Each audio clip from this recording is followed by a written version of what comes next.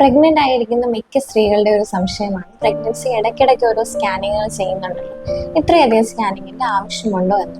ഞാൻ doctor Asha Raj, ayurvedic gynaecology consultant, Arya Ayurveda hospital, Chavara, Kollam. പ്രഗ്നൻസിയിൽ നിർബന്ധമായി ചെയ്തിരിക്കേണ്ട 4 സ്കാനിങ്ങുകൾ ഏതൊക്കെയാണെന്ന് നോക്കാം. ഒന്നാമതായിട്ട് ഡേറ്റിംഗ് സ്കാൻ. അത് 6 മുതൽ 8 ആഴ്ചക്കുള്ളിൽ ചെയ്തിരിക്കേണ്ടതാണ്. ഇതിൽ പ്രധാനമായിട്ട് കുഞ്ഞിന്റെ ഹാർട്ട് ബീറ്റ് കണ്ടെത്താനും കുഞ്ഞിന്റെ യൂട്രസിൽ ലൊക്കേഷൻ തിരിച്ചറിയാനും ഡെലിവറിയുടെ ഡ്യൂ ഡേറ്റ് കണ്ടെത്താൻ സഹായിക്കുന്നു.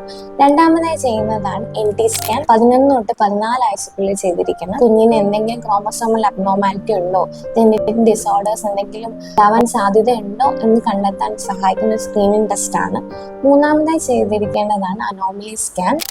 ഇത് 18-20 ആഴ്ചക്കുള്ളിലാണ് ചെയ്യേണ്ടത്. പ്രധാനമായിട്ട് കുഞ്ഞിന്റെ ഓർഗൻ ഡെവലപ്മെന്റ് അറിയാനും എന്തെങ്കിലും അംഗവൈകല്യങ്ങൾ ഉണ്ടോ എന്ന് മുൻകൂട്ടി കണ്ടെത്താനും സഹായിക്കുന്നു. നാലാമതായി ചെയ്തിരിക്കേണ്ടതാണ് ഗ്രോത്ത് സ്കാൻ.